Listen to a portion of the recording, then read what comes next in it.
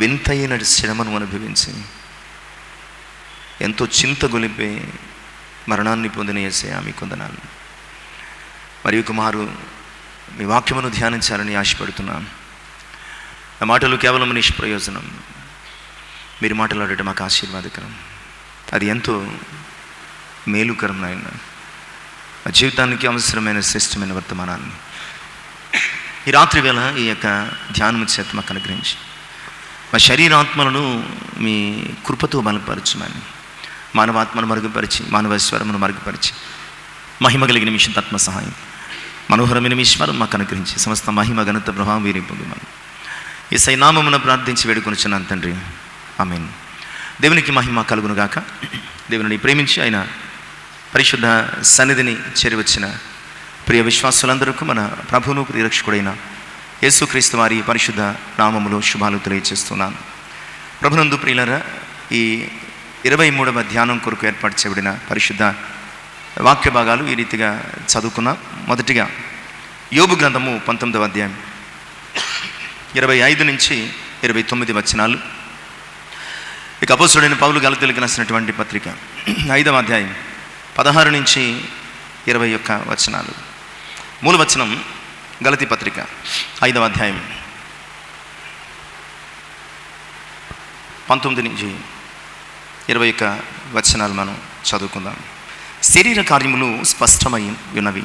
అవేమనగా జారత్వము, అపవిత్రత, కాముకత్వము, విగ్రహారాధన, అభిచారము, ద్వేషములు, కలహము, మత్సరములు, క్రోధములు, కక్షలు, భేదములు, విమతములు, అసూయలు, మత్తతులు, అల్లరితో కూడిన ఆటపాటలు మొదలైనవి.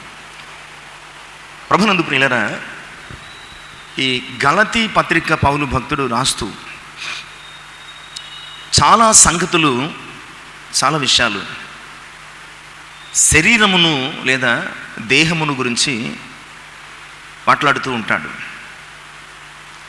ఎందుకంటే ఈ లోకములో నివసించినంత కాలము మనము శరీరమందు నివసిస్తూ ఉన్నాం కనుక శరీరము బలహీనమని పౌలు భక్తుడు ఎరిగిన వాడై గలతీ సంఘము బహుశా బలహీన శరీరముతో ఆత్మీయ జీవితాన్ని కోల్పోతుందేమో మరి.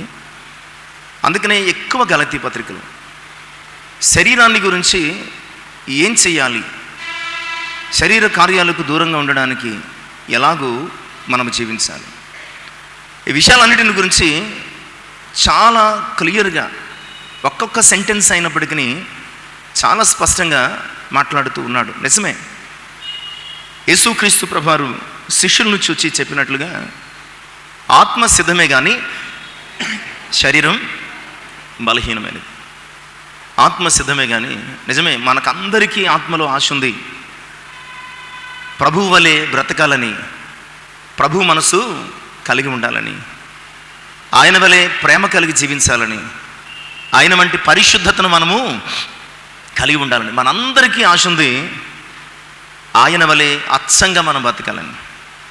కానీ ఈ ఆశ కలిగినటువంటి ఆత్మను మోస్తున్నటువంటి శరీరం మాత్రం లోకములో ఉంటూ లోక పాపాన్ని పులుముకుంటూ ఆత్మ యొక్క వాంఛను అది అధిగమించి శరీరాన్ని బలహీనపరుస్తుంది. కనుకనే రోమా పత్రికలు ఇదే పౌలు భక్తుడు చాలా మంచి విషయాలు మాట్లాడుతూ ఆత్మకు శరీరానికి మధ్యన కలిగి ఉండే ఆ యొక్క యుద్ధాన్ని గురించి మాట్లాడతాడు. 5వ వచనం నుంచి 8వ అధ్యాయం 5 నుంచి శరీరానుసారులు శరీర విషయముల మీద మనస్సునుంతురు, ఆత్మానుసారులు ఆత్మ విషయముల మీద మనస్సునుంతురు. శరీరానుసారమైనటువంటి మనస్సు మరణము, ఆత్మానుసారమైన మనస్సు జీవము సమాధానమైనది. ఎలాగనగా శరీరానుసారమైన మనసు దేవునికి విరోధమైనది, అది దేవుని ధర్మశాస్త్రమునకు లోబడదు, ఏమాత్రమును లోబడనేరదు. కాగా శరీర స్వభావము కలిగిన వారు దేవుని సంతోషపరచనేరరు. దేవుని ఆత్మ మీలో నివసించి ఉన్నడలా మీరు ఆత్మ స్వభావము గలవారే కానీ శరీర స్వభావము గలవారు కాదు. ఎవడైనడు క్రీస్తు ఆత్మలేను. ఎలాగూ ఆత్మ శరీరం ఇవి రెండు ఒకదాని యందు నివసిస్తున్నప్పటికీ ఇవి రెండు పరస్పర విరుద్ధమైనటువంటి చర్యలు కలిగినవి. ఆత్మ సంబంధమైన విషయాల మీద మనసు ఉంచితే శరీరము శరీర సంబంధాల మీద లేదా శరీర సంబంధమైన విషయాల మీద మనసు ఉంచుతుంది. శరీర సంబంధమైన మనసు మరణం అటండి, ఆత్మ సంబంధమైన మనసు జీవమును సమాధానమునై ఉన్నది అని జ్ఞాపకం చేస్తాం. ఈ రెండు ఒకదాని యందు నివసిస్తున్నప్పటికీ పరస్పర విరుద్ధంగా పనిచేస్తూ దేనిని మనము బలపరుచుకుంటామో మిగిలిన దానిని అది పాడు చేస్తూ మనల్ని గురి యొద్ద నుంచి గమ్యం యొద్ద నుంచి తప్పిస్తుంది. సాధారణంగా ఎక్కువగా మనము శరీరముతో ఉన్నంత కాలము కూడా మనము శరీర ఆశకు లోబడుతూ ఆత్మ సంబంధమైనటువంటి జీవితాన్ని మనము బలహీనపరుస్తూ ఉంటాం. ఇది పరిశుద్ధ గ్రంథంలో అనేక భక్తుల జీవితంలో జరిగింది. నేడు ఆధునిక క్రైస్తవులుగా కూడా మన శరీరము ఎప్పుడూ కూడా ఆత్మీయ జీవితాన్ని ప్రభావితం చేస్తూ అధిగమిస్తూ మనల్ని ప్రభువు యొద్ద నుంచి ఆయన కృప నుంచి తొలగిస్తూ ఉన్నది. శరీర కార్యముల గురించి మాట్లాడుతూ ఉంటాడు. ఎన్నున్నాయండి? ఏమండి? 15. ఇవి ఫింగర్ టిప్స్ మీద ఉండాలి. ఆత్మ ఫలము ఎన్ని విధాలని, శరీర కార్యాలు ఎన్ని రకాలని మనము ఫింగర్ టిప్స్ మీద ఉండాల్సినటువంటి చాలా చిన్న చిన్న విషయాలు. ఇవి సండే స్కూల్ క్వశ్చన్స్ అనమాట అండి. శరీర కార్యాలు లెక్కెడేస్తున్నారు. ఏమండి? చదవండి ఒకసారి, నాకు చదివి వినిపించి చూపించండి. 1, 2, 3, 4, 5, 6, 7, 8, 9, 10, 11, 12, 13, 14. ఎన్ని? రైట్ చెప్పారా రాంగ్ చెప్పారా? మనము రైట్ చెప్పినా ఎంత బలహీనంగా మన ఆత్మ ఉన్నది అంటే, శరీరము ఎప్పుడూ కూడా మన ఆత్మను డామినేట్ చేయడానికే ప్రయత్నిస్తుంది. మన అంతరంగం ఆత్మ చెప్తుంది ఇది రైట్, ఇది కరెక్ట్, ఇది నిజమని. కానీ మన చెవి విని మన మెదడుకు పంపించి ఆత్మ నమ్మిన ప్రతిదానిని ఏం చేస్తుంది? అది అనుమానముతో దాని జీవితాన్ని పాడు చేస్తుంది. కనుక ప్రియులారా, ఎప్పుడూ శరీరము ఆత్మను డామినేట్ చేయడానికి ప్రయత్నిస్తుంది. కనుక మన శరీరమును తగినంత జాగ్రత్తగా లోబరుచుకోవలసిన అవసరం ఉండదు. మన ఆత్మ ఫలించాలంటే శరీరమును కళ్ళెము వేసి బంధించాల్సిందే. మన ఆత్మీయ జీవితము గురి తప్పకుండా ఉండాలంటే శరీరమును ఖచ్చితంగా దేవుని చిత్తమునకు లోబరుచు. ఈరోజు ఈ యొక్క శరీర కార్యాలను గురించి నేను ధ్యానం చేయటం లేదు. శరీర కార్యములు శరీరమును ఆస్పదము చేసుకుని ఆత్మీయ జీవితాన్ని లోకమయము చేస్తున్నటువంటి ప్రస్తుత కాలంలో మనము ఈ శరీర కార్యములను జయించుట చేత ఏ రీతిగా దేవునికి మనల్ని మనము సమర్పించుకోవాలి అనే విషయాన్ని గురించి ఈరోజు మీ ముందు పెట్టబోతున్నాను. మొట్టమొదటిగా, ఏ శరీరానికి శిరస్సు యేసుక్రీస్తు ప్రభు అవుతారో ఆ శరీరము ఆత్మ సంబంధమైనటువంటి స్థితిని సాధకం చేసుకుంటుంది. పరిశుద్ధ గ్రంథము చెప్తుంది, సంఘానికి కానీ ఈరోజు మనకి కానీ, సంఘమునకు శిరస్సు ఎవరు?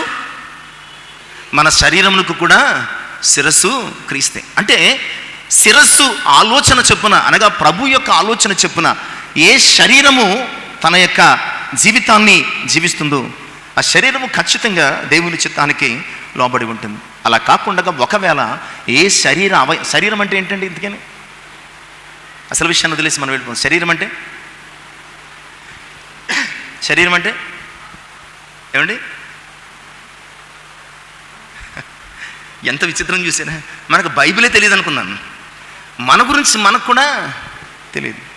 గట్టిగా మాట్లాడితే శరీరం అంటే బాడీ అంటాం, బాడీ అంటే శరీరం అంటాం. శరీరము అనేది ఒక అవయవము ఎంత మాత్రము కూడా కాదు, అనేక అవయవాల యొక్క సమ్మేళనం. ఈ అవయవాలన్నీ ఇప్పుడు చూడండి, అప్పుడప్పుడు మనకి బైక్స్ కానీ, లేదంటే టేప్ రికార్డర్స్ కానీ, లేదంటే ప్రతిదీ, ఈవెన్ పెద్ద పెద్ద విమానాలు కానీ, ఇవన్నీ పార్ట్లు ఒకచోటే తయారు చేసేసి అక్కడే విమానం తయారు చేశారు. అందులో ఉన్నటువంటి ఇంజిన్ ఒక చోట తయారవుతుంది, వింగ్స్ ఒక చోట తయారవుతాయి, లైట్స్ ఒక చోట, వీల్స్ ఒక చోట, వేరియస్ ప్లేసెస్లో అందులో ఉన్నటువంటి ప్రతిదీ తయారై, అవన్నీ తయారైపోయిన తర్వాత అసెంబ్ల్డ్ ప్లేస్ అని ఒకటి ఉంటుందండి. ఇవన్నీ అక్కడికి వస్తాయి. దానిని విమానం పార్ట్లు అయితే విమానం అసెంబుల్ చేస్తారు, కారు అయితే కారు, బైక్ అయితే బైకు, లేదంటే ఒక చిన్నదైన దేనికి సంబంధించింది. అలాగే ఈ బాడీలో ఉన్నటువంటి అనేక పార్ట్లు. ఇప్పుడు విమానంలో ఒక చక్రం తీసుకొచ్చేది విమానం అంటే ఎవడైనా నమ్ముతాడా? ఒక రెక్క తీసుకొచ్చేది విమానం అంటే ఎవడైనా నమ్ముతాడా? ఒక ఇంజిన్ తీసుకొచ్చేది విమానం అంటే ఎవడైనా నమ్ముతాడా?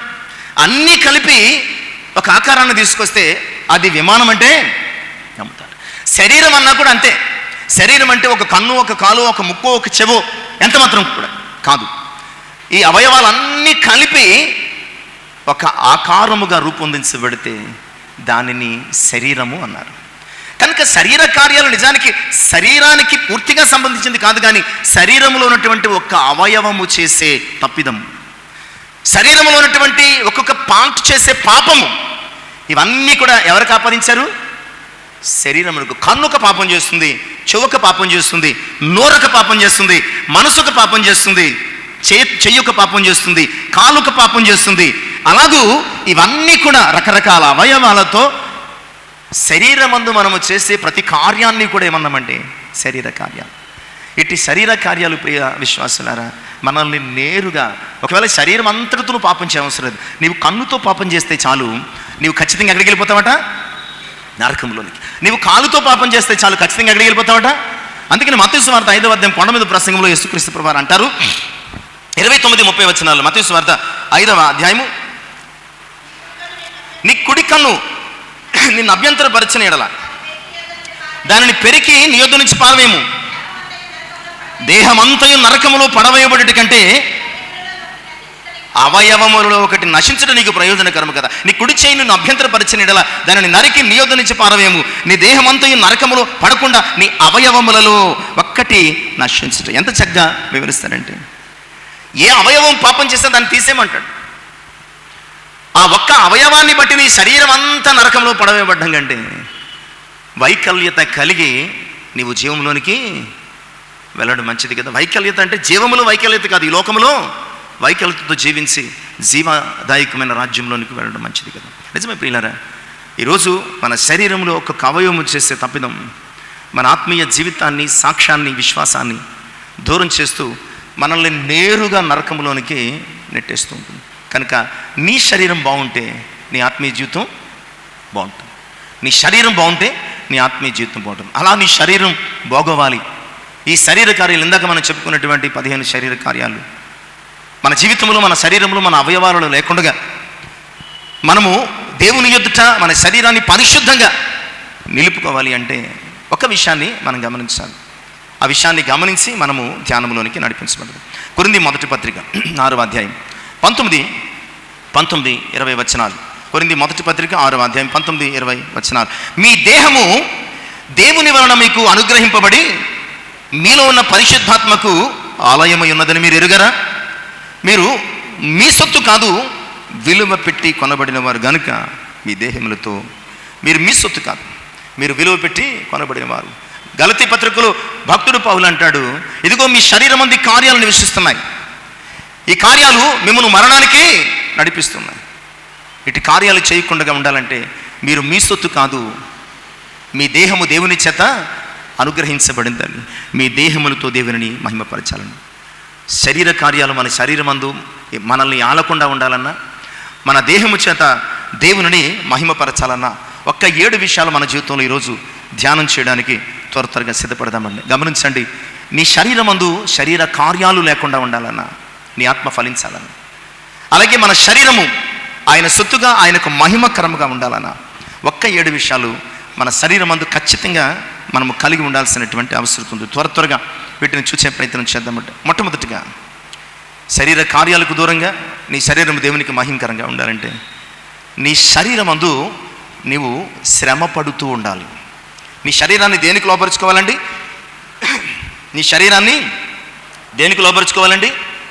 శ్రమకు లోపరుచుకోవాలి. పేతురు తన మొదటి పత్రిక 4వ అధ్యాయం 1-2 వచనాలు, క్రీస్తు శరీరమందు శ్రమ పడిన కనుక మీరును అట్టి మనస్సును ఆయుధముగా ధరించుకొనుడి. శరీర విషయంలో శ్రమ పడిన వాడు శరీరమందు జీవించు మిగిలిన కాలము ఇక మీదట మనుజాచరణను అనుసరించి నడుచుకొనక దేవుని ఇష్టానుసారముగానే నడుచుకున్నట్లు పాపముతో జోలి ఇక ఏమీయూ లేక ఉండును. చాలా క్లియర్గా పేతురు భక్తుడు మాట్లాడుతూ ఉంటాడు. దానికి ముందుగా క్రీస్తు శరీరమందు శ్రమ పడెను. జ్ఞాపకం చేసుకోండి. మనము క్రీస్తును పోలి నడుచుకోబద్దులమై ఉన్నాము కనుక ఆయన శరీరమందు శ్రమ పడ్డాడు. మీరు కూడా ఎట్టి మనసును శ్రమ పడే మనసును ఎలా ధరించుకోమంటాడండి? మన శరీర కార్యములను జయించడానికి, మన శరీర పాపములను జయించడానికి, మన శరీరమందు ఏలుతున్నటువంటి లోకాశలను జయించడానికి యేసుక్రీస్తు ప్రభువారు మనకు ఒక ఆయుధం ఇచ్చారు. ఆ ఆయుధమే శ్రమ. అట్టి మనసును అనగా శ్రమ పడాలి అనే మనసును మీరు ఆయుధంగా ధరించుకోండి. అలా ధరించుకున్నప్పుడు శరీర విషయమై శ్రమ పడిన వాడు శరీరమందు జీవించు మిగిలిన కాలం ఇక మీదట మనుజాశలను అనుసరించి నడుచుకొనక దేవుని ఇష్టానుసారంగానే నడుచుకున్నట్లు పాపముతో ఇక జోలి శరీరమందు శ్రమ పడేవాని కట్టండి, ఇక పాపంతో ఎలాంటి జోలి ఉండదట. అసలు దావీదు ఎందుకు దావీదు వంటి హృదయానుసారుడు ఎందుకు పాపంలో పడ్డాడు?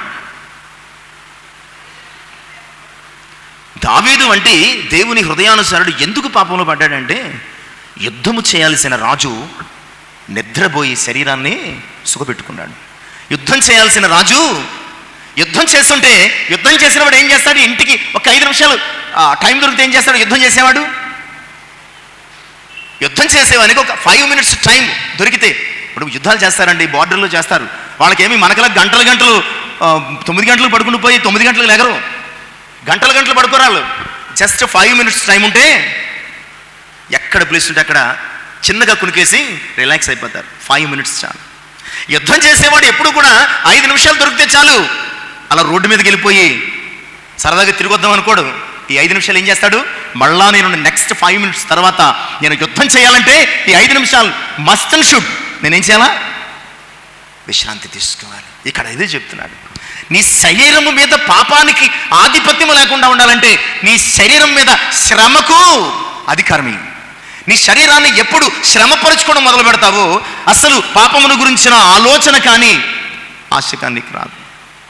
దావీదు అలాంటి యుద్ధం చేయకుండా సాయంకాలం వరకు ఇంట్లో పడుకున్నాడు కనుకనే అతడు పాపంలో పడిపోయాడు. ఈరోజు ప్రియులారా, మొట్టమొదటి మాట, మన శరీరమందు పాపము నివసించకుండా ఉండునట్లు, మన దేహము దేవునికి మహిమకరముగా జీవించినట్లు మనము నిరంతరము మన శరీరాన్ని ఏం చేయాలండి? శ్రమకు అప్పగించుకోవాలి. నిరంతరము శ్రమ పెడుతూ ఉండాలి, నిరంతరము శ్రమ పడుతూ ఉండాలి. అప్పుడు మన జీవితానికి మేలు కలుగుతుంది. ఇది నేను చెప్తున్న విషయం కాదు. యేసుక్రీస్తు ప్రభువారిని గురించి కూడా హెబ్రీ పత్రికాకర్త మాట్లాడుతూ హెబ్రీ 5వ అధ్యాయం 7-8 వచనాలు, శరీరధారి అయి ఉన్న దినములలో మహారోధనముతోనూ కన్నీళ్లతోనూ తను మరణము నుండి రక్షింపగలవానికి ప్రార్థనలను యాచరణను సమర్పించి భయభక్తులు కలిగి ఉన్నందున ఆయన అంగీకరింపబడింది. ఆయన కుమారుడయుండియు తాను పొందిన శ్రమల వలన విధేయత నేర్చుకున్నాడు. శ్రమ ఎప్పుడు నీకేం నేర్పిస్తుందండి? సుఖం ఎప్పుడు నిన్ను ఏమి నేర్పిస్తుంది? సుఖం ఎప్పుడు నిన్ను పాపానికి పరుగులు పెట్టిస్తే, శ్రమ ఎప్పుడు నిన్ను విధేయతకు. యేసుక్రీస్తు ప్రభువారు కూడా ఆయన శరీరధారి అయి ఉన్నప్పుడు శ్రమల వలన విధేయత నేర్చుకుని పాపాన్ని జయించాడు. కనుక ఈరోజు నీ శరీరం ముందు నివసిస్తున్న పాపాన్ని, నీ శరీరాన్ని ఏలుతున్నటువంటి ఈ 15 రకాల శరీర కార్యాలను మనం జయించి మన దేహాన్ని దేవునికి మహిమకరముగా వాడుకోవాలంటే కనుక ప్రియులారా, ఖచ్చితంగా మనం చేయాల్సినటువంటి పని మన శరీరాన్ని శ్రమకు అప్పగించుకోవాలి. చూడండి ప్రియులారా, వ్యవసాయదారులు ఎండలో పనిచేస్తూ ఉంటారు, ఇక కూలి పని చేసుకున్న వాళ్ళు ఎండలో పనిచేస్తూ ఉంటారు. వారి శరీరము ఎండకు ఎండుతుంది, వానకు తడుస్తుంది, మంచుకు ముద్దవుతుంది. వాళ్ళు ఎంత కష్టపడి ఏం చేసినా ఎంత దృఢంగా ఉంటారు. మనం చక్కగా ఉంటాం, ఏసీలో తిరుగుతాం, మన శరీరాన్ని చాలా కంఫర్ట్ జోన్లో పెడతాం. మన 2 శరీరాలకు సంబంధించి తేడా ఏమిటంటే మనము ప్రతిదానికి ఇన్ఫెక్ట్ అయిపోతాం. ఈరోజు ఇక్కడ ఉన్నటువంటి అందరికీ ఓసారి ఈసీజీ తీసిపడేస్తే 90% ఆఫ్ పీపుల్ అబౌవ్ 90 కూడా అయి ఉండొచ్చు. ఖచ్చితంగా ఏదో ఒక డిఫెక్ట్ ఉంటుంది. టోటల్ బాడీ స్కాన్ చేసేస్తే ఇంక బాడీ పనికిరాదన్నటువంటి శరీరాలు మాని. కానీ ఎండలో ఎండి వానలో తడిసి కష్టము పడి జీవిస్తున్నటువంటి వారి శరీరాలు చూడడానికి అందంగా లేకపోవచ్చేమో కానీ వారి లోపల చాలా ఆరోగ్యంగా ఉంటాయి. ఎందుకంటే వారి శరీరం శ్రమపడింది కనుక ఆరోగ్యం బాగుంది. ఆత్మీయ జీవితంలో కూడా నీ శరీరాన్ని శ్రమకు నీవు లోపరుచుకుంటే కనుక నీ ఆత్మీయ జీవితం బాగుంటుంది. అది నీ దేవునికి నీ దేహము మహిమకరంగా ఉంటుంది. ఇక రెండవ విషయం చూద్దామండి. రెండవ విషయం, దేవునికి మహిమకరంగా మన దేహం ఉండాలన్నా, మన శరీరము పాపమునకు లోబడకుండా ఉండాలన్నా చేయాల్సిన రెండు విషయం. కొరింథీ మొదటి పత్రిక 9వ అధ్యాయం 27వ వచనం. గడిచిన దినాల్లో కూడా మరి యొక్క అంశాన్ని బట్టి మనం దీనిని చదువుకున్నాం. కొరింథీ మొదటి పత్రిక 9:27. గాలికి కొట్టినట్లు నేను పోట్లాడట్లేదు, కానీ ఒకవేళ ఇతరులకు ప్రకటించిన తర్వాత నేనే భ్రష్టుడనైపోదునేమో అని నా శరీరమును నలగగొట్టి దానిని లోబరుచు. ఇక రెండో విషయం, మొదటి విషయం శరీరానికి శ్రమ ఉండాలి, అప్పుడు ఆత్మ ఫలిస్తుంది. రెండో విషయం శరీరాన్ని లోబరుచుకోవాలండి. పౌలు భక్తుడు ఏమంటున్నాడు? ఒకవేళ నేను ఇతరులకు ప్రకటించి నేను భ్రష్టుడనైపోతానేమో తెలిసి నా శరీరాన్ని నలగగొట్టుకుని దానిని ఏం చేసుకుంటున్నాను? లోబరుచుకుంటున్నాను. నా శరీరాన్ని నేను లోబరుచుకుంటున్నాను అన్న సంగతిని దేవుని యొక్క వాక్యం ద్వారా జ్ఞాపకం చేస్తున్నాను. ప్రియులారా, మనము మన శరీరాన్ని లోబరుచుకుంటున్నామా, మన శరీరానికి లోబడిపోతున్నామా? ఒక చిన్న సింపుల్ క్వశ్చన్ అనమాట అండి. మన శరీరాన్ని లోబరుచుకుంటున్నామా? ఇప్పుడు అందరూ చెప్పాలి ఈ ప్రశ్నకు సమాధానం. మన శరీరాన్ని లోబరుచుకుంటున్నామా, మన శరీరానికి లోబడిపోతున్నామా? ఏమండి, మనకు తెలుసు మన బలహీనత. ఎందుకంటే వెరీ సింపుల్. ఫ్యాన్లన్నీ ఆపేసాను అనుకోండి, ఇక్కడ ఫ్యాన్లన్నీ ఆపేసాను, మంచి మిట్ట మధ్యాహ్నం, ఇప్పుడు కాదు మిట్ట మధ్యాహ్నం ఫ్యాన్లన్నీ ఆపేసాను, ఈ బాయిల్ అయిపోతున్నాం అనమాట అండి. ఏం చేస్తాం మనం? ఇది దేవుని సన్నిధి, వాక్యం వినబడుతుందని కూడా చూడం. ఫస్ట్ బైబిల్లోంచి విసినగర్ర లాంటి అట్టలు తీస్తాం, విసురుకుంటూ ఉంటాం. అంతకి కుదరకపోతే బయటికి పోతాం, ఇంటికి పోతాం, ఇంటికి వెళ్ళి అర్జెంట్గా ఫ్యాన్ వేసుకుని వేసి చేసుకుని పడుకుంటాం. ఇక్కడ దేనికి లోపడ్డాం మనం? ఫర్ ఎగ్జాంపుల్ అంతే, ఇక్కడ దేనికి లోపడ్డాం? శరీరానికి లోపడ్డాం. శరీరము గాలి కోరుకుంటుంది, ఆత్మ వాక్యాన్ని కోరుకుంటుంది. వాక్యాన్ని కోరుకుంటున్నామా, గాలి కోరుకుంటున్నామా అంటే మనము గాలిని కోరుకుంటున్నాం. ప్రియులారా, నీ ఆత్మ ఫలించాలంటే, శరీర కార్యాలు నీ యందు నివసించకుండా ఉండాలంటే, నీ దేహము దేవునికి మహిమకరంగా ఉండాలంటే ఖచ్చితంగా నీ దేహాన్ని నువ్వు చెప్పినట్లు నీ శరీరం వినాలి. నీ శరీరము చెప్పినట్లు నువ్వు వినడం కాదు, నీ ఆత్మ చెప్పినట్లు నీ శరీరము ఖచ్చితంగా సరెండర్ అవ్వాలి. చూడండి, గుర్రానికి ఏం ఉపయోగిస్తామండి? ఏమండి, అది అయిపోయింది. గుర్రాన్ని కొట్టడానికి ఏం ఉపయోగిస్తాం? గుర్రానికి చుబుకు ఉపయోగిస్తాం. ఏనుక్కు ఎంత జనరల్ నాలెడ్జ్ ఇస్తున్నానో మీకు అర్థం కావటంలే. అంకుశం ఉపయోగిస్తారు, దానిని పెట్టి ఆ మూపురం మీద పొడుస్తారు. ఇక ఎదుకు కొరడా, ఎద్దుకు చర్నాకోల్ లేదా మునికోల్ అని కూడా అంటాం. కొరడాలు అంటే అవి వేరు. కొరడాలు అంటే పెద్ద పెద్ద. ఇది ఎద్దుకు ఉపయోగించేది ఏంటంటే, ఒక మూరెడు కర్ర ఉంటుంది, దానికి ఆ చివరి నుంచి ఒక తాడు అల్లుతారు. ఆ తాడల్లి అది కొట్టగానే ఆ ఎద్దుకు చురుక్కుమనిపించేట్టు ఉంటుంది. అలాగే మనిషికి కూడా లోబరిచి చూడండి, మనం ఎద్దులను కానీ వాటిని కానీ అవి మాట వినకుండా తిరగబడినప్పుడు లోబరుచుకోవడానికి ఏం చేస్తాం? అయితే చుబుకు కానీ, లేదంటే అంకుశము కానీ, లేదంటే ఈ చర్నాకోలు కానీ పెట్టి కొట్టి వాటిని అదుపులోకి తీసుకొస్తాం. నీ శరీరము కూడా మాట వినకపోతే, నీ శరీరము నీకు లోబడకపోతే దేవుని వాక్యము చేత నువ్వు దానిని కొట్టి లోపరుచుకోవాలి. దేవుని వాక్యము చేత దానికి శిక్ష విధించి, దేవుని వాక్యము చేత దానికి భయము కలిగించి, దేవుని వాక్యము చేత ప్రియులారా దానిని అదుపులోనికి మనము తీసుకురావాలి. ఏ జంతువైనా సరే దెబ్బ తగలకుండా దారిలోనికి రాదు. అలాగే మన శరీరము కూడా ఒక జంతువులాగా తయారవుతున్నప్పుడు ఖచ్చితంగా దానికి కూడా మనం చేయాల్సినటువంటి పని ఏంటంటే, దానిని కూడా మనము ఖచ్చితంగా ఆ భయంకరమైన స్థితికి లోబడి చేసి దాన్ని లోబరుచుకోవలసిన అవసరం. పౌలు భక్తుడు అంటాడండి, కొరింథీ 2వ పత్రిక 11వ అధ్యాయం 23 నుంచి 28. ఇందాక లోబరుచుకున్నాను అన్న మాట ఊరికనే సింపుల్గా అన్న మాట కాదండి.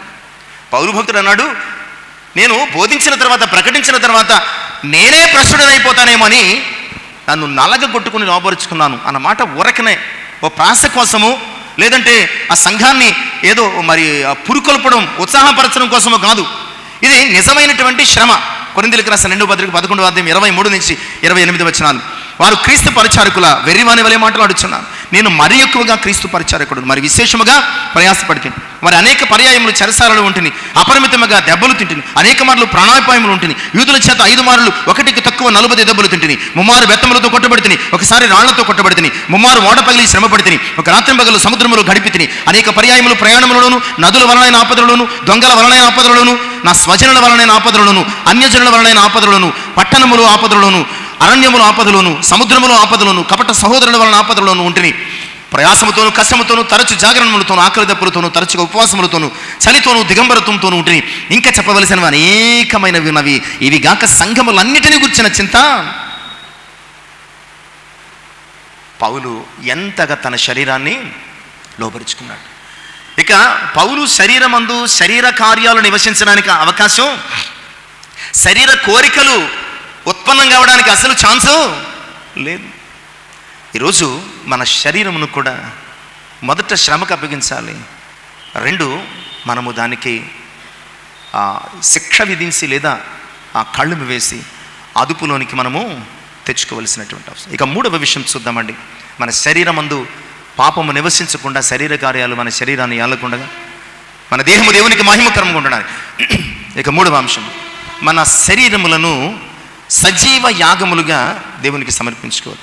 మొదట శ్రమకు అప్పగించాలి, 2 లోపరుచుకోవాలి, 3 మన శరీరాన్ని సజీవ యాగముగా దేవునికి సమర్పించుకోవాలి. రోమా 12:1. కాబట్టి సహోదరులారా, పరిశుద్ధమును దేవునికి అనుకూలమైన సజీవ యాగముగా మీ శరీరములను ఆయనకు సమర్పించుకునని దేవుని వాత్సల్యమును బట్టి మిమ్మల్ని బ్రతిమలాడుకొనుచున్నాను. ఇట్టి సేవ మీకు చాలా క్లియర్గా చెప్పి, మీ శరీరమందు పాపం ఏలకుండా ఉండాలంటే, లోక మర్యాద అనేది మీ శరీర కార్యాలలో కనపడకుండా ఉండాలంటే మీరు చేయాల్సినటువంటి మొట్టమొదటి పని ఉంటుంది, మీ శరీరాన్ని సజీవ యాగముగా సమర్పించండి. అంటే ప్రతిష్ఠించండి. ప్రతిష్ఠించడము, సమర్పించడం అంటే దాని అర్థం ఏంటండి? ప్రతిష్ఠించడము లేదా సమర్పించడం, బైబిల్ టెర్మినాలజీ అనేది చాలా మనకి అర్థం అవ్వాలి. అప్పుడు అందులో ఉన్నటువంటి సారాంశము మనం చాలా సులువుగా అర్థం. సమర్పించడం లేదా ప్రతిష్ఠించడం అంటే అది పూర్వకాలం మన పల్లెటూళ్ళలో పెద్దలు ఎవరైనా చనిపోయినప్పుడు భోజనాలు ఉండేవారు. మనకు కొంచెం పాత లోక సాంప్రదాయాలు ఉండేవాళ్ళు.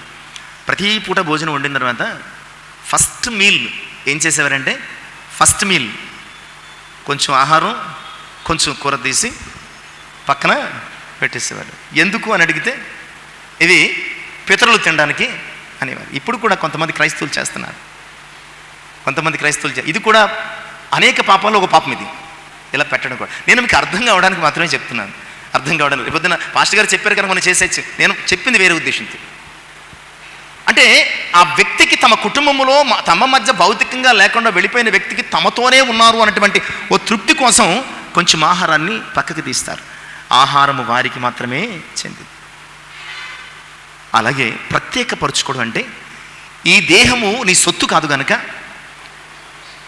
ఈ దేహము దేవుని చేత నీకు అనుగ్రహించబడి ఆయనను మహిమపరచాల్సిన అవసరం ఉంది కనుక, ఈ దేహాన్ని నీవు లోకము నుంచి పక్కకు తీసుకెళ్ళి దేవునికి నీవు ప్రత్యేకపరచాలి, దేవునికి సమర్పించుకోవాలి, దేవునికి అప్పగించేయాలి. ప్రభా, ఈ దేహము నీది, దీని మీద నాకు ఎలాంటి అధికారం లేదు, ఈ దేహాన్ని నీకు ఇచ్చేశాను. ఇది సమర్పించుకోవడం. ఈ దేహాన్ని నీకు ఇచ్చేశాను అని చెప్పి మనము మన దేహము మీద అధికారము లేకుండా దేవునికి మాత్రమే మన దేహం మీద అధికారం ఇవ్వడం. అది చెప్తాడు, మీ శరీరములను పరిశుద్ధమును అనుకూలము, దీనిని ప్రత్యేకపరచడం అంటారండి. పరిశుద్ధమును అనుకూలమును ప్రతిష్ఠ చేయడం, ఒక రకంగా నీ శరీరాన్ని నాజీరు చేసుకోవడం దేవుని కొరకు. నీ శరీరాన్ని నాజీరు చేసుకోవడం అనమాట అండి. నీకై నీవు దేవుని కొరకు ప్రత్యేకపరచబడి, నీకై నీవు దేవుని కొరకు సెపరేట్ చేయబడి దేవునికి సమర్పించుకోవడం. నేను దేవుని కుమారుడను, నేను దేవుని కుమార్తెను.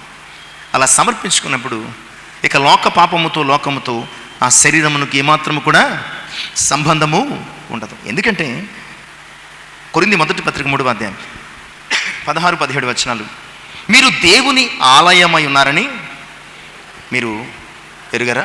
ఆత్మ మీలో నివసించుచున్నదని మీరు ఎరుగరా?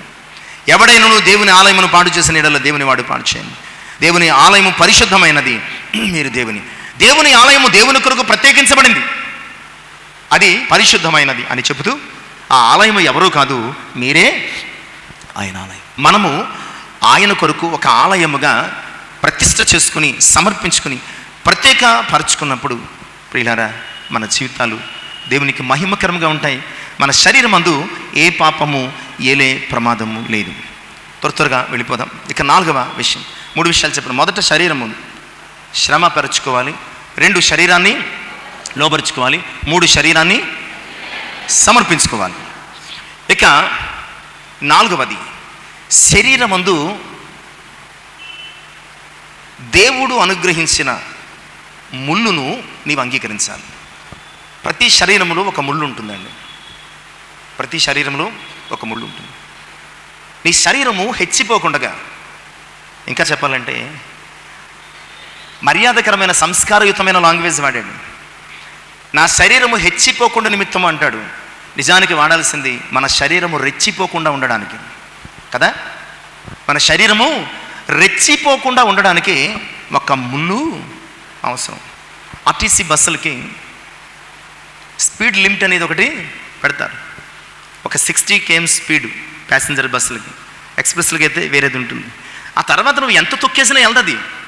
ఎంత తొక్కినా నువ్వు యాక్సిలేటర్ కిందకంటూ తొక్కేసేసి దాని మీద నుంచుండిపోయి కూర్చుండిపోయి ఏం చేసినా సరే అంతే వెళ్తుంది అది. ఎందుకంటే దానికి ఒక స్పీడ్ లిమిట్ పెట్టాడు. నీ శరీరానికి కూడా ముళ్ళు అనే ఒక లిమిట్ ఉండాలని కొరింథీయులకు రాసినటువంటి 2వ పత్రిక 12వ అధ్యాయము 7వ వచనం, నాకు కలిగిన ప్రత్యక్షతలు బహు విశేషముగా ఉన్నందున నేను అత్యధికముగా హెచ్చిపోకుండా నిమిత్తము నా శరీరములు ఒక ముళ్ళు, నేను అత్యధికముగా హెచ్చిపోకుండా నిమిత్తము నన్ను నలుగగొట్టుటకు సాతాను దూతగా. ఎంత గొప్ప భక్తుడండి పౌలు. గొప్ప భక్తులకి శ్రమలు రాకూడదు కదా అనుకుంటామేమో. నువ్వు ఎలాంటి వ్యక్తివైనా దేవుడు నీ శరీరమందు ఒక లిమిట్ పెడతాడు, ఒక ముళ్ళుంచుతాడు, ఒక కంట్రోల్ అనేది ఏర్పాటు చేస్తాడు, ఒక కంట్రోల్ అనేది ఏర్పాటు చేస్తాడు. ఖచ్చితంగా నీవు అలాంటి ఒక కంట్రోల్కు లోపలి. పౌలు భక్తుడు ఎంతోమందికి ప్రార్థన చేశాడు కదండి. పౌలు భక్తుడు ఎంతోమందికి ప్రార్థన చేశాడు, ఎంతోమంది స్వస్థత పొందారు. విచిత్రం ఏంటంటే పౌలు శరీరంలో ఉన్నటువంటి ముళ్ళు గురించి తనకు తాను ప్రార్థన చేసుకున్నట. ఎన్నిసార్లు? 3 మారు ప్రార్థన చేస్తే నా కృప నీకు చాలులేవయ్యా అన్నాడట దేవుడు. ఏమన్నట? నా కృప నీకు చాలు. అంటే దేవుని ఉద్దేశం ఆ ముళ్ళు నీ శరీరము హెచ్చిపోకుండా రెచ్చిపోకుండా నీలో ఉండాలి. ఆ ముళ్ళు నీకు అవసరమయ్యా. నీ శరీరము పాపములో పడకుండగా, నీ శరీరము అతిశయములో పడకుండగా, నీ శరీరము నీ ఆత్మకు విరోధముగా పోరాడకుండగా, నీ శరీరము నా పిలుపుకు వ్యతిరేకించకుండగా ఆ ముళ్ళు నీ శరీరాన్ని ఏం చేయాలా? కంట్రోల్ చేస్తూ ఉండాలి. నువ్వు దేవుని చేతుల్లో ఉన్నావు, నీ బలహీనుడవు. నీ శరీరాన్ని నీవు చాలా జాగ్రత్తగా కంట్రోల్ చేయాలి, లేకపోతే దేవుని కృప నుంచి నీవు త్రోసివేయబడతావు. చాలామంది శరీరములు ముళ్ళు మాట కూడా వినకుండగా తమ జీవితాలను పాడు చేసుకున్నారు. ముళ్ళు మాట కూడా వినకుండగా తమ జీవితాలను పాడు చేసుకున్నారు. ప్రియులారా, మన శరీరం అందు ఏదైనా ఒక చెయ్యి నొప్పెట్టింది అనుకో, దాని ఉద్దేశం ఏంటంటే చేతిలో ఏదో ప్రాబ్లం ఉంది. మెదడు ఏం చెప్తుంది మనకు సంకేతాలు? చెయ్యి ఒక యాంగిల్ వరకు వచ్చి ఆగిపోయి ఎక్కువ ఎత్తుతుంటే నొప్పి వచ్చింది అనుకోండి, మెదడు నీకు సంకేతము ఏం చేస్తుందంటే నొప్పిని కలుగు చేస్తుంది. నొప్పి ఎందుకంటే అబ్బాయి నువ్వు ఎటు పడితే దాన్ని అటు ఎత్తేకు, నీ హ్యాండ్లో ప్రాబ్లం అనేది క్రియేట్ అయింది, నువ్వు అర్జెంటుగా డాక్టర్ దగ్గరికి వెళ్ళి ప్రాబ్లం ఏంటో డయాగ్నోసిస్ చేసి ట్రీట్మెంట్ తీసుకో. అలా కాదని ఎత్తేస్తే ఏమవుద్ది? ఎత్తింది ఎత్తినట్టే ఉండిపోద్ది, ఇంకెందుకు దిగదు. ఎత్తింది ఎత్తినట్టు ఉండిపోద్ది. మన జీవితంలో మనము హెచ్చిపోకుండా, మనము కంట్రోల్ తప్పకుండా, మనము రెచ్చిపోకుండా దేవుని యొక్క అదుపులో ఉండడానికి, ప్రియులారా, దేవుని అదుపులో ఉండడానికి మన జీవితాలకు, ప్రతి జీవితానికి నీకొక ముళ్ళు ఉంది, నాకొక ముళ్ళు. ఇక్కడున్న ప్రతి ఒక్కరికి ఒక్కొక్క ముళ్ళు. అది శారీరక సంబంధమై ఉండొచ్చు, మానసిక సంబంధమై ఉండొచ్చు, ఆత్మ సంబంధమైంది ఉండొచ్చు, సామాజిక సంబంధమైంది ఉండొచ్చు. ప్రియులారా, నీవు దేవుని చేతిలోంచి జారిపోకుండా ఊరకనే కంట్రోల్ తప్పకుండా అది నిన్ను గుచ్చి జ్ఞాపకం చేస్తుంది. నువ్వు కంట్రోల్లో ఉండు, నీవు అదుపులో ఉండాల్సినటువంటి అవసరతున్నది. పౌలంతటి వాడు ప్రార్థన చేసినప్పుడు నా కృప నీకు చాలు. ఆ ముళ్ళు నేనే అనుమతించాను. ఆ ముళ్ళు ఉండడము నీకు ఆశీర్వాదమే తప్ప ఆయాస్కరము కాదు. ఆ ముళ్ళు ఉండడం నీకు మేలుకరమే తప్ప ఏమాత్రము కూడా అది నీకు కీడుకరము కాదు. ఒకవేళ ప్రియులారా, నీ జీవితంలో దేవుడు అనుమతించిన ముళ్ళు ఏదైనా నువ్వు గుర్తించి ఉంటే కనుక దానిని బట్టి దేవునిని నువ్వు స్తుతించు. దేవా నీకు వందనాలు, నీ నుంచి నన్ను తప్పిపోకుండా, నీ నుంచి నన్ను జారిపోకుండా, నీ నుంచి నా ఆత్మీయ జీవితాన్ని కోల్పోకుండా నన్ను నీ కంట్రోల్లో ఉంచినందుకు నీకు స్తోత్రాలయ్యా. ఇక పౌలు భక్తులు తర్వాత మళ్ళీ అడగలేదు. నిజమే, నీ జీవితంలో ముళ్ళు కంటే దేవుని కృప గొప్పది. ఆ ముళ్ళు ఉంటేనే ఆయన కృపలో నీవు నిలిచి ఉంటావు, ఆయన చేతుల్లో నీవు వాడబడతావు. కనుక 4 విషయాలు. నీ శరీరంతో దేవుని మహిమపరచాలన్నా, నీ శరీరం అందు పాపము నివసించకుండా ఏలకుండా ఉండాలన్నా శరీరాన్ని శ్రమకు అప్పగించుకోవాలి, శరీరాన్ని లోబరుచుకోవాలి, శరీరాన్ని సమర్పించుకోవాలి. శరీరములో దేవుడు పెట్టినటువంటి ముళ్ళును నీవేం చేయాలండి? అంగీకరించాలి, యాక్సెప్ట్ చేయాలి. ఇక 5వ విషయం, శరీరాన్ని సిలువేయాలి. సిలువ వేయాలి. గలతీ పత్రిక 5వ అధ్యాయం 24వ వచనము, క్రీస్తు యేసు సంబంధులు శరీరమును దాని ఇచ్చలతోనూ దురాశలతోనూ, మనము క్రీస్తు సంబంధులమైతే ఏం చేయాలి? ఆయన సొత్తుగా జీవిస్తే ఏం చేయాలి? క్రీస్తు సంబంధులు శరీరమును దాని ఇచ్చలతో దురాశలతో సిలువ వేస్తారు. అప్పుడప్పుడు ప్రియులరా, మనం వేసినటువంటి పెరట్లో చెట్లకు, పూల మొక్కలకు, లేదంటే పళ్ళ మొక్కలకు ఒక చెట్టుకు పూర్తిగా పురుగు పెట్టేస్తుంది. ఇంకా గొంగలి పురుగు, మరో పురుగు పెట్టేస్తుంది. కొమ్మ కోయడానికి కానీ, ఆకు కోయడానికి కానీ, మరొకటి కోయడానికి కానీ కుదరదు, పూర్తిగా పురుగు పెట్టేస్తుంది. అలాంటి దాన్ని పెద్ద పెద్ద చెట్లుగా చిన్న మొక్కలు ఏం చేస్తుంది? దాన్ని ఇంకో దానికి స్ప్రెడ్ కాకుండా దాన్ని తీసుకెళ్ళి మంటలో పడేస్తాం. తద్వారా దానిని అక్కడితో ముగించేస్తాం. ఇక్కడ కూడా శరీర కార్యాలు మన శరీరమందు నివసించకుండా ఉండాలన్నా, మన శరీరము దేవునికి మహిమకరముగా ఉండాలన్నా ఖచ్చితంగా శరీరమును దాని ఇచ్చలతోనూ దురాశలతోనూ సిలువ వేయాలి. అంటే దాని ఉద్దేశాన్ని రోమాపత్రికలో పౌలు మరింత విశేషంగా జ్ఞాపకం చేస్తూ 6-9 వచనాలలో చెప్తూ ఉంటాడు. 6వ అధ్యాయం 6-9 వచనాలు. ఏమనగా, మన మికను పాపమునకు దాసులము కాకుండుటకు పాప శరీరము నిరర్ధకమగునట్లు మన ప్రాచీన స్వభావము ఆయనతో కూడా, శరీరం అంటే ఈ శరీరాన్ని తీసుకెళ్లి సిలువకి ఏలగట్టేమని కాదు, ఈ శరీరం అందు పాప ప్రాచీన స్వభావం ఉంది కదండి, దానిని ఆయనతో కూడా సిలువ వేయబడినని ఎరుగుదుము. చనిపోయిన వాడు పాప విముక్తుడు. పాపం విషయమే చనిపోయిన వాడు ఏమవుతాడండి? ఇక పాప విముక్తుడు. మనము క్రీస్తుతో కూడా చనిపోయిన ఎడల మృతులలో నుండి లేచిన క్రీస్తు ఇకను చనిపోడు, నీవు మరణమునకు ఇకను ఆయన మీద ప్రభుత్వము లేదని ఎరిగి ఆయనతో కూడా మనము శరీరమును దాని ఇచ్చలతో కూడా చంపేస్తానటండి, మన ఆత్మ ఆయనతో కూడా ఏం చేస్తుందండి? జీవిస్తున్నది. ఇదే 6వ అధ్యాయంలో 13-14 కూడా చెప్తూ ఉంటాడండి. మరియు మీ అవయవములను దుర్నీతి సాధనములుగా పాపమునకు అప్పగింపుకుడి, అయితే మృతుల నుండి సజీవులు అనుకుని మిమ్మల్ని మీరే దేవునికి అప్పగించుకునండి. మీ అవయవములను నీతి సాధనములుగా, మీరు ఒక్కసారి సిలువేయబడిన తర్వాత మళ్ళీ మీ శరీరాన్ని పాప సాధనంగా కాదు, నీతి సాధనంగా దేవునికి అప్పగించండి. ఎందుకంటే మీరు కృపకే కానీ ధర్మశాస్త్రమునకు దాసులు కాదు. పాపము ఇక మీదట ఎన్నడూ కూడా ప్రభుత్వము చెయ్యనేరదు. గలతీ పత్రికలో ఇదే పౌలు మరొక మారు జ్ఞాపకం చేస్తూ గలతీ పత్రిక 6వ అధ్యాయం 14వ వచనంలో అంటాడండి, అయితే మన ప్రభు అయిన యేసుక్రీస్తు సిలువయందు తప్ప మరి దేని యందును అతిశయించి నాకు దూరమగును, దాని వలన నాకు లోకమును సిలువ. ఎటు చూచినా పౌలు భక్తుడు అంటున్నటువంటి మాట ఏమిటంటే, అయ్యా నేను సిలువ వేయబడ్డాను, నా శరీరమందు దురాశలకు, దుర్నీతిని, పాపాన్ని నేను సిలువేసేసాను. లోకమునకు నేను లోకమునకు అంటే ఇక నాలో లోకము కానీ, లోకమందు ఉన్నటువంటి ఏ దుర్నీతి కానీ నివసింపనేరదు అన్న గొప్ప విషయాన్ని జ్ఞాపకం చేస్తాడు. కనుక ఈరోజు నీ శరీరమును సిలువేసావా అంటే మన శరీరం అందున్నటువంటి దురాశలను, దుర్నీతిని, పాపాన్ని పౌలు భక్తుడు వేసినట్లు సిలువ వేయగలిగితే మనము క్రీస్తునందు జీవించే వారముగా ఉంటాం. ఇక 6వ విషయాన్ని కూడా మనము ఇక 2 అంశాలు ఉన్నాయి, త్వరగా చూద్దాం. 6వ విషయాన్ని, శరీరాన్ని 6వ విషయం విశ్వాసము ద్వారా జీవింపచేయాలి. శరీరాన్ని ఏం చేయాలండి? విశ్వాసము ద్వారా జీవింపచేయాలి. శరీరమందు మన పాపపు కార్యాలు ఉండకుండా మన శరీరము దేవునికి మహిమకరంగా ఉండాలంటే శరీరమును విశ్వాసము ద్వారా జీవింపచేయాలి. గలతీ పత్రిక 2వ అధ్యాయం 20వ వచనం. నేను క్రీస్తుతో కూడా సిలువ వేయబడి ఉన్నాను, ఇకను జీవించువాడను నేను కాదు, క్రీస్తే నాయందు జీవించుచున్నాడు. నేను ఇప్పుడు శరీరమందు జీవించుచున్న జీవితము నన్ను ప్రేమించి నా కొరకు తను తాను అప్పగించుకున్న దేవుని కుమారుని యందలి విశ్వాసము ద్వారా. శరీరమందు పాపము ద్వారా మనం బతకూడదు, శరీరమందు లోక ఆశల ద్వారా బతకూడదు, శరీరమందు ఇచ్చల కోరికల ద్వారా బ్రతకూడదండి. ఒక్కసారి యేసుక్రీస్తునందు మనము సిలువ వేయబడిన తర్వాత మన శరీరములో మనం జీవించకూడదటండి. అంటే మన కోరికలు మన ఆశలు కాదటండి. ఇక నువ్వు జీవించువాడను నేను కాదు, క్రీస్తే నాయందు జీవించుచున్నాడు. ఇప్పుడు నేను జీవించుచున్న జీవితం నాది కాదు, నా కొరకు తన ప్రాణం ఇచ్చినటువంటి దేవుని కుమారుడైనటువంటి యేసు క్రీస్తు యందలి విశ్వాసము వలన. అందుకనే కదా రోమపత్రిక 1:17 అంటాడు, నీతిమంతుడు అమ్మా 1:17 చెప్పాను నేను. రోమపత్రిక 1:17 చెప్పాను.